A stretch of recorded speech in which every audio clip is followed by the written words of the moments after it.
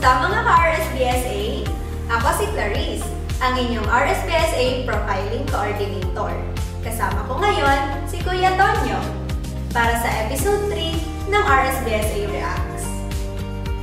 Ang tanong po ngayong episode mga ka-RSBSA ay patungkol po sa RFFA. Ano nga ba ang RFFA, Ate Clarice? Ang RFFA o Rice Farmers Financial Assistance ay isang proyekto ng Department of Agriculture. Ito ay naglalayong magbigay ng asistensyang pangpinansyal para sa mga magsasaka ng palay na may 2 hektarya o pababa. Ano naman po ang mga kailangan upang makasama sa mga benepisyaryo nito? Dapat ikaw ay aktibong magsasaka ng palay na may 2 hektarya o pababa at dapat ikaw rin ay rehistrado sa RSBSA. Magaganap ba ito ngayong taon?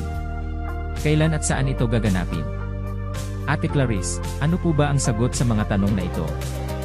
Una, magaganap ba ulit ang RFFA ngayong taon ng 2025? Opo, ngayong 2025 ay mayroon ulit tayong RFFA distribution.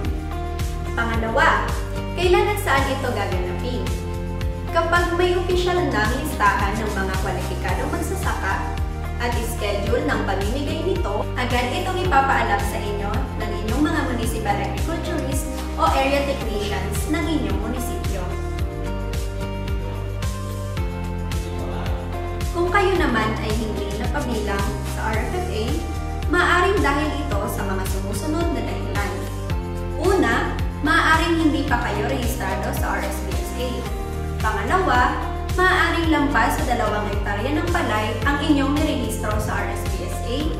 At pangatlo, maaari rin na kayo ay hindi aktibong magsasaka sa taon na ito.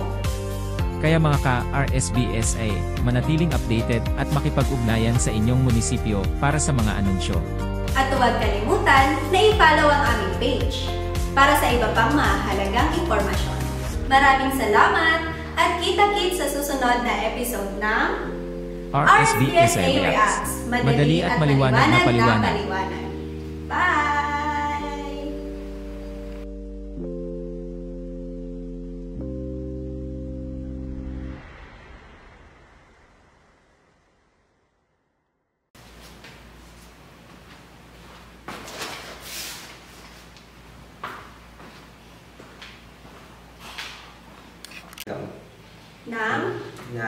Tapos sabay ng mga ang mga sorry. Sorry. Tama, nandito siya sa seconds. Tapos ma-thumbs up. Pero ang thumbs up saan? Sa camera. Mahilingan kami. After kung magsabi ng munisipyo. Bye!